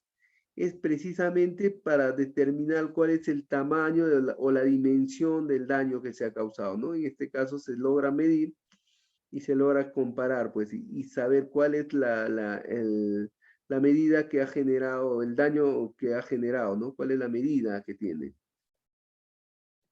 Bueno, es importante también registrar fotográficamente las prendas encontradas en el individuo, así como registrar o encontrar algún detalle característico que nos permita, pues, acercarnos a la identificación de las personas, ¿no? Como en este caso. las blusas y estos rasgos que presenta este pantalón hallado en una de las víctimas, donde podemos observar los rasgos, los rastros de pintura. Se trata de una persona que ha sido, pues, sacada de su vivienda y llevado, pues, a la base militar de Los Cabitos en Ayacucho, y donde, pues, esta persona había sido sacada porque es una persona que se dedicaba a pintar, ¿no? Viviendas. Entonces, estos rasgos de pintura que vemos acá nos han permitido acercarnos a la identificación. ¿Por qué digo acercarnos a la identificación y no digo identificar a la víctima? Porque cuando se hace el análisis de restos óseos, se tiene que comprobar que la persona en efecto o que está con esta vestimenta, pues se trata del individuo, ¿no? Lo que nosotros tenemos que hacer es acercarnos a la identificación. Pero ¿qué nos permite esto cuando se hace el tema de la identificación por prenda? Que nos da pues un balance de que esta persona a quien se le está buscando en efecto ha estado en el contexto, ¿no? Entonces pertenece al contexto. Otra de las fotografías y que son rasgos propios en el vestir de las personas son los calzados, ¿no? Y finalmente vemos también un detalle característico, ¿no? En una prenda interior, que esto generalmente son las personas, las esposas o los esposos que nos ayudan a determinar, a identificar a estas personas, ¿no? Decir que ellos usaban este tipo de vestimenta interior que era muy característico de las épocas, ¿no? Otra de las características y que nos ayudó a acercarnos a identificar una persona de nombre Raúl, pues ha sido esta hebilla, ¿no? De una correa, en una correa de cuero, ¿no? Muy característico de la década de los 80, 90. Bueno, estos son fotografías de algunos elementos asociados, hallados en la escena, que nos permiten mostrar la gravedad del caso, ¿no? Y la crueldad de los hechos suscitados en el lugar del evento, ¿no? Los casquillos de arma de fuego, ¿no? Otra de las características es este tipo de monedas, donde pues la importancia radica en precisar el año de acuñación, ¿no? 1984. Entonces nos acercamos al evento. Entonces se confirma que el evento ha ocurrido alrededor de esos años, ¿no? Bueno, la exhibición de prendas es una etapa también muy dolorosa porque los familiares buscan reconocer las prendas con las que salieron sus seres queridos el último momento de vida, ¿no? Bueno, esto es otro de los procesos que se siguen por protocolo, que tras realizar el trabajo de gabinete por antropología forense y al no precisar la identificación correcta o la identificación fidedigna, lo que se hace es someter a la comparación genética, ¿no? A través de la extracción de muestras de referencia a los familiares y la muestra de restos óseos que tienen que ser homologados, ¿no? Y esto nos permite ya obtener una certeza, ¿no? Del 99.9999%, ¿no? Se realiza pues la extracción de sangre, como vimos, el hisopado bucal, y finalmente la extracción de los restos óseos para la comparación genética, ¿no? Bueno, la entrega de restos óseos o la restitución es la parte final del trabajo del proceso de investigación antropológica forense. También se realiza muy similar al trabajo de análisis, el registro de la caja que se encuentra lacrada y sellada por el fiscal, la apertura de esta y pues que van a ser colocados en los ataúdes, ¿no? Vemos al perito antropólogo que se encarga de armar los restos óseos, dando el trabajo de manera anatómica dentro del ataúd. Y es importante realizar este tipo de toma y detalle de la posición de armado del cuerpo en el ataúd, ¿no? Y si presenta algún tipo de característica, pues también es muy importante, ¿no? la toma general del cuerpo en el ataúd y la toma con los familiares que pues certifican que todo se ha desarrollado con total normalidad, ¿no? ¿Cuál es el tiempo de intervención del perito? En este caso, el fotógrafo debe ser un especialista en la materia, o por lo menos conocer. Debemos registrar cualquier indicio, por mínimo o insignificante que parezca esta. En consecuencia, puede realizar todas las tomas que permitan ilustrar en forma gráfica el contenido de un dictamen, ¿no? En fotografía forense también existe un adagio que es más vale pecar por exceso que por defecto, ¿no? Y generalmente una persona que realiza este tipo de labor, o ustedes que están iniciando con esto, pequen por exceso, pero no por defecto, porque de 10 fotografías, por lo menos una va a salir bien, ¿no? Y es la que van a utilizar para demostrar su pericia. Bueno, es importante tener en cuenta dentro de la fotografía, considerar la ubicación y el lugar de los hechos, el tipo de cámara que se ha empleado, se recomienda. La fecha es muy importante en la que se registró, el número de investigación o el caso, el tipo de diligencia, si fue de diligencia de exhumación, si se trató de una diligencia de recojo de cadáveres de escena de crimen, si es una diligencia de gabinete, etcétera, ¿no? Tiene que ir el nombre, la firma del perito. Generalmente se recomienda poner el diafragma, la velocidad de la toma y el tipo de lente utilizado, ¿no? Bueno, ahora vamos a ingresar a ver el tema del procedimiento en la necropsia de ley, ¿no? La autopsia es el nombre con el que comúnmente se conoce al examen de un cadáver para determinar las causas de muerte. Aunque el término correcto para este procedimiento es necropsia, ¿no? A lo largo de los años, pues ha habido una serie de confrontación de repente al utilizar los términos, ¿no? Llámese autopsia, como que es autopsia, cada uno lo hace, o tú mismo te puedes hacer tu autopsia. Y finalmente, pues ahora que es conocido como necropsia, ¿no? Y pienso que es el término más correcto que se está utilizando y ahora se aplica, ¿no? Bueno, esto de la necropsia es un procedimiento ordenado y minucioso que incluye la revisión tanto del aspecto externo como la revisión de los órganos internos, y es lo que vamos a ver a continuación de manera ilustrativa, ¿no? Este es un caso de un enfrentamiento entre policías y senderistas. Bueno, en este caso, cuando ocurre un crimen por proyectil de arma de fuego, se recomienda realizar la toma de placas radiográficas para encontrar alguna evidencia al interior del cuerpo, ¿no? Y como lo vamos a ver en las fotografías, ¿no? Aquí estamos observando la placa radiográfica donde podemos observar el proyectil de arma de fuego o las esquirlas halladas en el interior del cuerpo, ¿no? Esta es otra fotografía donde nos permite observar claramente el proyectil de arma de fuego alojado en la zona frontal del lado del tórax, ¿no? Como les decía, hay que tomar la fotografía siempre buscando de lo general a lo específico. Esta es una placa radiográfica. Nosotros no vamos a irnos a tomar de frente el detalle. Hay que tomar la placa, cómo está la posición, y luego tomar el detalle para ver si en efecto se trata de un proyectil de arma de fuego, ¿no? Y esto lo vamos a corroborar cuando ya encontremos este proyectil al interior del cuerpo, ¿no?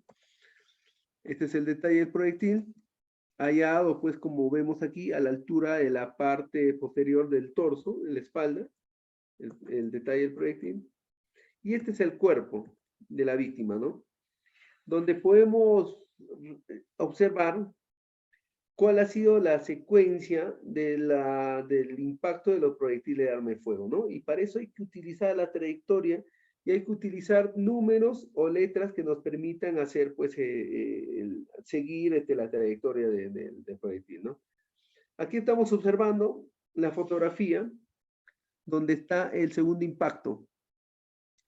Como lo decía, si tapamos esta imagen y nos vamos directa a este detalle, pues no podemos determinar en qué zona exactamente se encuentra. Por eso es muy importante ir de lo general a lo específico y tener siempre como punto de referencia. En este caso, el punto de referencia es la zona posterior de la cabeza y que nos permite determinar a qué distancia se encuentra el proyectil. Y aquí recién con esta fotografía podemos tomar el detalle, ¿no? Entonces ahí nos da certeza de que se trata de la parte de la espalda, ¿no? De la víctima. Este es el detalle del impacto del proyectil de arma de fuego, ¿no? De la bala. Y aquí volvemos a tomar nuevamente la fotografía, ¿no? Donde se encuentra el proyectil, pero con referencia, ¿no? Con referencia siempre, tomando un punto de referencia. Y ahí nos vamos recién a tomar el detalle y donde observamos que en efecto se encuentra el proyectil de arma de fuego alojado en el cuerpo del individuo. Vista general del ingreso del proyectil en la víctima y el detalle del ingreso de la víctima, ¿no? Si nos vamos directo a tomar este detalle, pues obviamente no sabemos qué posición del cuerpo es. Pero si vemos primero esta fotografía y luego nos vamos a esta, sabemos de qué parte es, ¿no? Entonces vamos siempre, no olvidemos, cada vez que he dictado estos cursos en las diferentes UML del país, siempre he recomendado ir de lo general a lo específico, ¿no? Pero a veces se nos olvida o por la emoción del momento, pues se nos puede pasar, ¿no? Pero siempre hay que tomarnos un tiempo porque esto nos va a ayudar a demostrar nuestra pericia. Y hay que ir siempre de lo general a lo específico, ¿ok? Porque fácilmente podrían ser debatibles estas imágenes si no tenemos la certeza o la prueba de cuál es la posición donde se encuentra, ¿no? Donde ha sido, en este caso, el impacto del proyectil. Bueno, en el caso de la necropsia, se realiza la incisión de la zona torácica de la víctima con la finalidad de realizar el estudio, ¿no? Necrópsico al interior del cadáver. Esta incisión lo realizan los técnicos necropsiadores, siempre bajo la supervisión del médico legista, ¿no? Aquí podemos observar estas fotografías. Registro fotográfico del proyectil de arma de fuego alojado al interior de la víctima, donde podemos observar el cuerpo expuesto, ¿no? Hemos visto primero el cuerpo con la placa radiográfica y ahora al exponer el cuerpo vemos dónde se encuentra alojado, ¿no? Vamos de lo general a lo específico. Entonces ahí vemos el proyectil alojado en el cuerpo. Y esto hacemos la comparación con la placa radiográfica y en efecto se encuentra en la posición en la que encontramos el proyectil en la placa y en el cuerpo, ¿no? Entonces de manera física, ahí lo encontramos el proyectil. Entonces esto nos permite ya acercarnos a encontrar las evidencias al interior del cuerpo. Pista en detalle de aparente lesión por objeto cortante, ¿no? Esto es en el corazón. Corazón dañado por un arma punzocortante. La trayectoria indica la dirección por donde ha sido, pues, ha traspasado este objeto de arma punzocortante, ¿no? Bueno, detalles de algunos órganos internos. Bueno, en este caso estamos viendo el detalle del corazón y el daño que ha causado en este caso, el arma punzocortante, ¿no? Este es el daño que ha causado. Nos vamos siempre haciendo una toma general y luego ya la toma en detalle, ¿no? Detalle de los órganos internos. Bueno, aquí aparentemente lo que estamos observando pues es el estómago. Y para esto es lo que yo les estaba mencionando anteriormente sobre el tema de la importancia del profesional en toxicología. En este caso, pues, se trataba de una víctima que pues se había autoeliminado, pero estaba la intriga de los familiares quienes dudaban de que no era así. Y los familiares estuvieron presentes y generalmente están presentes en el trabajo de necropsia, ¿no? Para ver cuál ha sido la causa de muerte. Este es un estómago y vamos a observar por este sector la flecha que nos indica que aquí hay algo, justo en lo que nosotros llamamos comúnmente la boca del estómago, ¿no? Se visualiza una evidencia, ya no podemos hablar de un indicio, sino de una evidencia porque ya está dentro, en el interior, algo que es. La evidencia es lo que es. Entonces, realizamos el detalle de la evidencia hallado en el estómago, ¿no? En este caso, estamos observando que se trata, pues, de una pastilla que ha ingerido esta persona y que la persona, por desesperación, al momento de ingerir esto, pues lo ha ingerido con cáscara y todo, ¿no? Entonces, aquí podemos observar ya, esto es una evidencia que nos demuestra que en efecto esta persona ha consumido sustancias nocivas o algunas pastillas o drogas, etcétera, como en este caso se trata de una pastilla, pues con el objetivo de buscar pues su deceso, ¿no? Y aquí observamos el interior del estómago, las sustancias que se encuentran en el interior que van a ser pues producto de un estudio, ¿no? Toxicológico. Y ahí vemos la evidencia, ¿no? Bueno, también como parte del procedimiento de la necropsia, se realiza la incisión en el cuero cabelludo que se profundiza hasta el hueso craneal. Se obtiene el detalle de la parte interna del cráneo, que es conocido como la calota, ¿no? Otros detalles de órganos internos, el cerebro, el corazón, el riñón, los mismos que van a ser medidos y pesados, ¿no? Bueno, voy a culminar con esta frase: no hay crimen perfecto, sino mal investigado. Es una de las frases que utilizamos siempre en criminalística. Bueno, de esta manera entonces les doy gracias por la atención a la presente. Tenemos tiempo para poder discutir y absolver algún tipo de preguntas si es que las hubiera. Muchas gracias.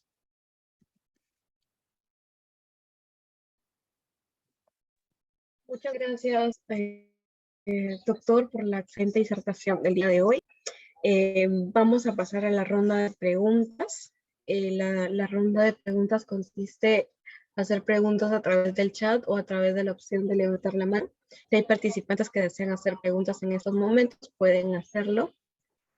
Sí, por favor, yo quisiera pedir a los organizadores, si es que hay preguntas que lo pueden hacer de manera directa, por favor, les rogaría que lo hagan, no hay ningún problema, estamos para conversar. Y en caso hayan preguntas en el chat, rogaría también a los organizadores que puedan leerlas. ¿Sí? Por favor. Así es, doctor. Bien, vamos a esperar unos minutos para que los participantes se animen a hacer sus preguntas. Mientras tanto, le voy a trasladar las preguntas que hay en el Facebook, doctor. En Facebook nos preguntan: doctor, ¿existe algún protocolo para hacer este tipo de necropsias? Sí, existen protocolos. En el caso del Instituto de Medicina Legal y Ciencias Forenses existen protocolos, ¿no? Que, bueno, no los he presentado en esta ocasión, pero se los podría presentar para una próxima. Pero hay protocolos que se siguen, ¿no? Hay un procedimiento que se ha manejado desde el Instituto de Medicina Legal y Ciencias Forenses para hacer este tipo de necropsias, ¿no? O sea, no es que uno hace los cortes porque se le da la gana, sino hay un procedimiento que se tiene que aplicar. Así como también hay un procedimiento y una ley en la que cuando existe un accidente de tránsito, pues a quien se le hace la necropsia es al piloto, más no a los pasajeros, ¿no? Entonces, todo esto se está enmarcado pues en una norma legal, ¿no? Son procedimientos que se siguen, que están escritos.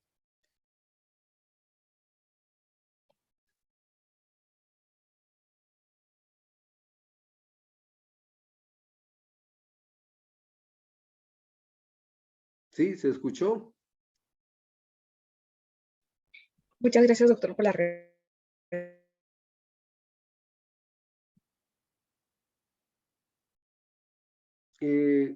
Le escucho entrecortado a los organizadores.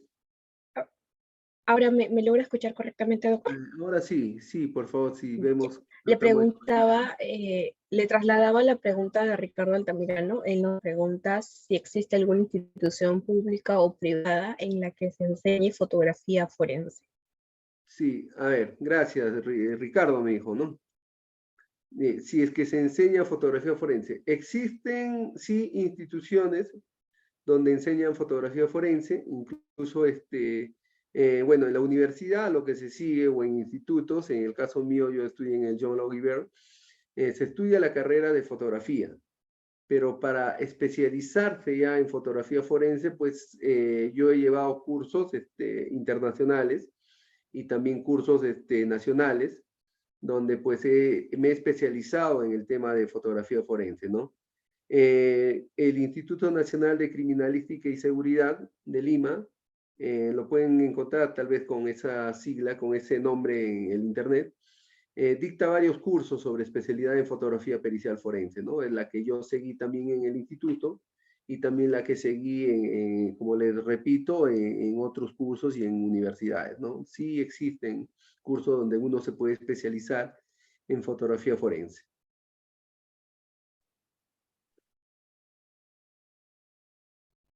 Bueno, doctor, esas han sido todas las preguntas de nuestros participantes el día de hoy. CEFOCAP y el Ilustre Colegio de Abogados de Piura agradecen la excelente disertación del día de hoy, doctor. Bueno, gracias a ustedes una vez más por la invitación. Creo que nos estamos viendo el 28 de diciembre, si mal no recuerdo, para poder tocar el módulo 9, donde básicamente vamos a hablar sobre escena de crimen, ¿verdad? Entre otros aspectos. Correcto, doctor. Más vamos a continuar con ese diplomado en medicina legal, doctor, con su participación. Claro, yo presto y llano para poder participar en las veces que ustedes me requieran, ¿no? Bueno, si no tenemos más preguntas, de repente algún comentario o algo, bueno, daremos por finalizado siempre con la venia A de ver, los... doctor, tenemos acá a Aristo Carrera. Sí, Aristo Carrera, adelante para que puedas formular tu pregunta.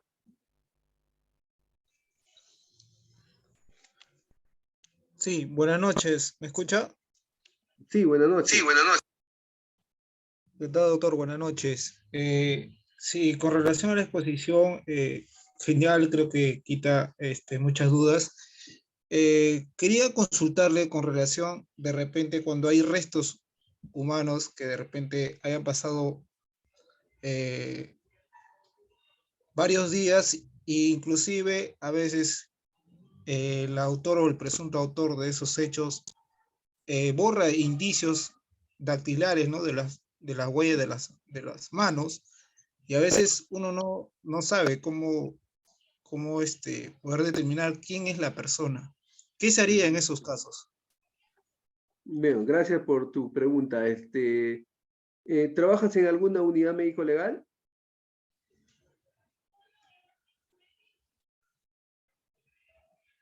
¿Me escucha? Sí, sí.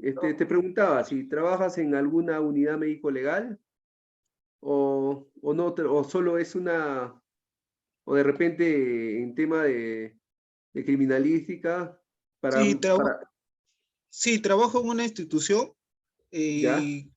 y tengo esa cierta duda para que pueda tal vez resolver esa inquietud que tengo. Ok, te preguntaba por lo siguiente, mira, los que en las unidades médico-legales se está utilizando el sistema AFID, ¿no? Que es para poder determinar la identidad a través ¿cómo se llama? De estas piezas dactilares, ¿no? Sin embargo, hay casos, obviamente, que los autores de estos hechos lo que intentan es borrar, y no solo eso, ¿no? O sea, también buscan borrar, y ha pasado un caso, ¿no? En una región donde pues le hicieron, pues, prácticamente le borraron toda identidad facial a la persona, le borraron las yemas de los dedos para que no sea identificado. Sin embargo, aquí lo que se está aplicando bastante es el tema de la somatología, ¿no? Que determinar ciertas características corporales para poder determinar la identidad de las personas. Y también se está aplicando, y esto por parte de los odontólogos, pues el tema de estudio labial, no solo dental, sino también el tema de estudio labial. Y a través de estos surcos que tienen, lograr la identificación de las personas.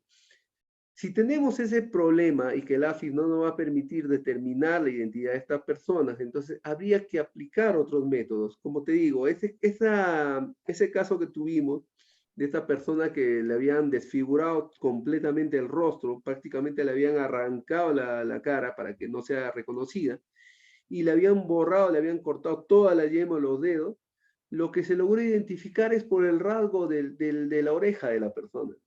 Entonces, hay rasgos presentes que nosotros podemos determinar.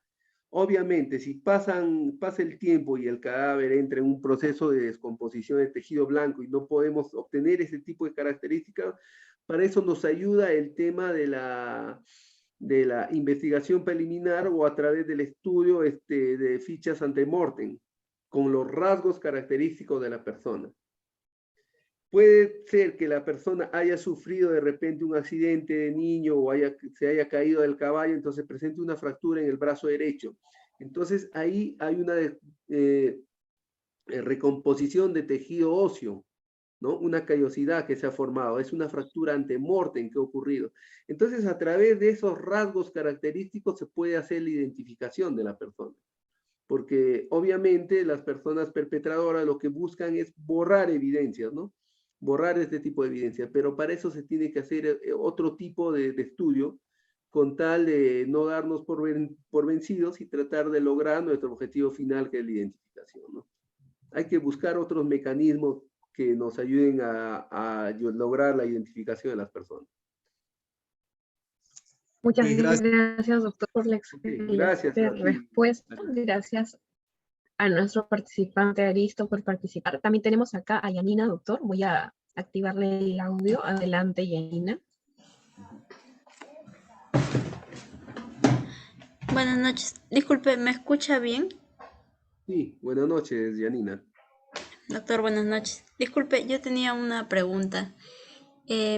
Lo que son la recolección de restos, ¿se tiene que hacer con algún tipo de material especial o se puede hacer con cualquiera? Porque hace unos días salió el caso de una mujer, creo que ya es muy conocido, la cual se encontró su cabeza en la playa. Y cuando hicieron la recolección, lo guardaron, mejor dicho, en una bolsa negra, creo que era en una bolsa de basura. ¿Y eso está bien al momento de hacer la recolección o está mal? No se recomienda hacer ese tipo de levantamiento en bolsa de cadáveres, a menos que se trate de un muerto de muerte reciente, ¿no? Que existen bolsas de cadáveres especiales para recoger los cadáveres. Si se trata de restos óseos o restos hallados en la playa, como tú lo mencionas y que ha pasado tiempo, lo que se recomienda es levantarlo en bolsas de papel craft. Es lo que se recomienda, y en las guías internacionales, como la que maneja la OMS o también el Comité Internacional de la Cruz Roja, pues se recomienda recoger los restos óseos en bolsas de papel craft, ¿no? No se recomienda en cualquier tipo de bolsa. Entonces, es recomendable. Estaría mal infringir ese tipo de procedimientos, ¿no? Debería ser recomendable hacerlo en bolsa de papel craft. Doctor, y hay una pregunta. Sí. ¿Qué sucede cuando el procedimiento es mal realizado por el perito? O sea, ¿qué debería hacer el abogado defensor ante el procedimiento erróneo de este perito? Disculpa, ¿me puedes volver a repetir? Te escuché entrecortado. Claro, le preguntaba si ante ante el mal procedimiento que realiza el perito, ¿qué puede hacer el abogado defensor? Bueno, gracias. Mira, el abogado defensor o el abogado de parte o incluso los peritos de parte pueden observar, ¿no? Pueden observar y pueden desvirtuar la investigación.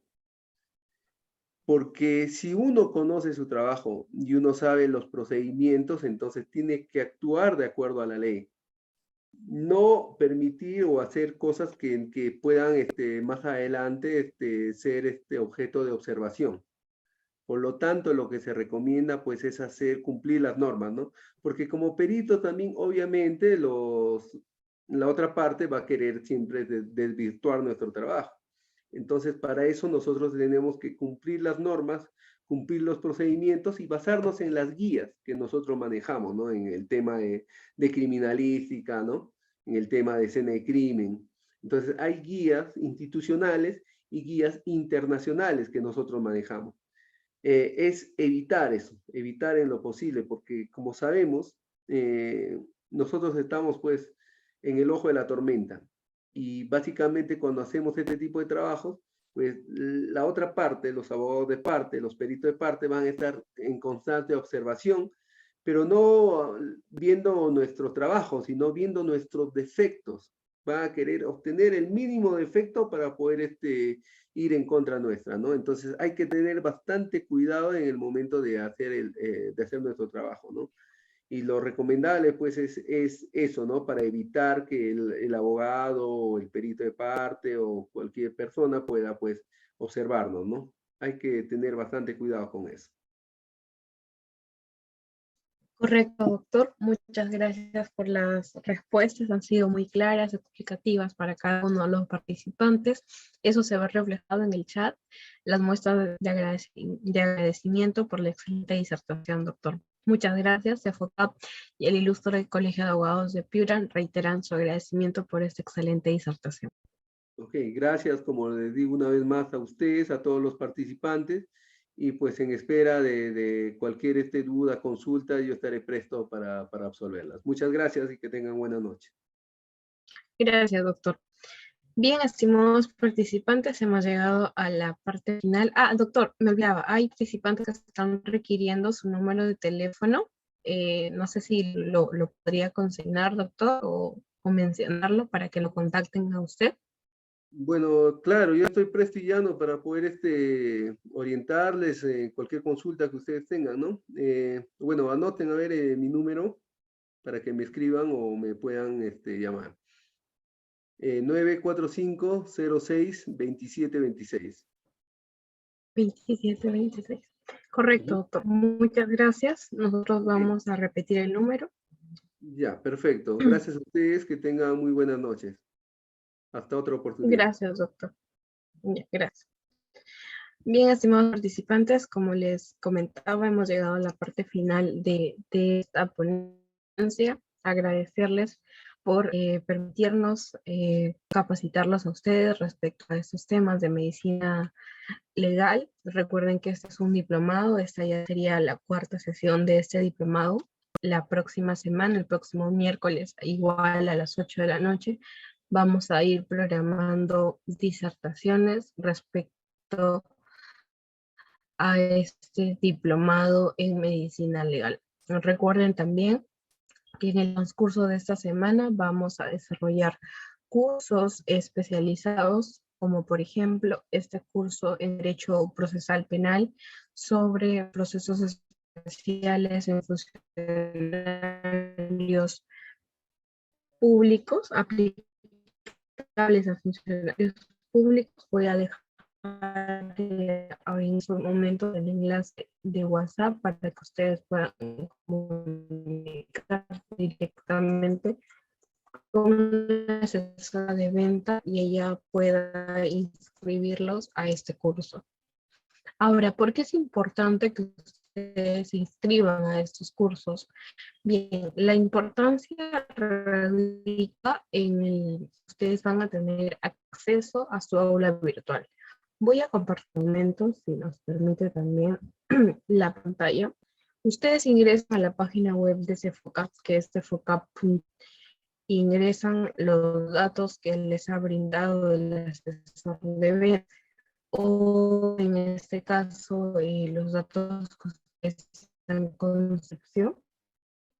Una vez que ingresen, van a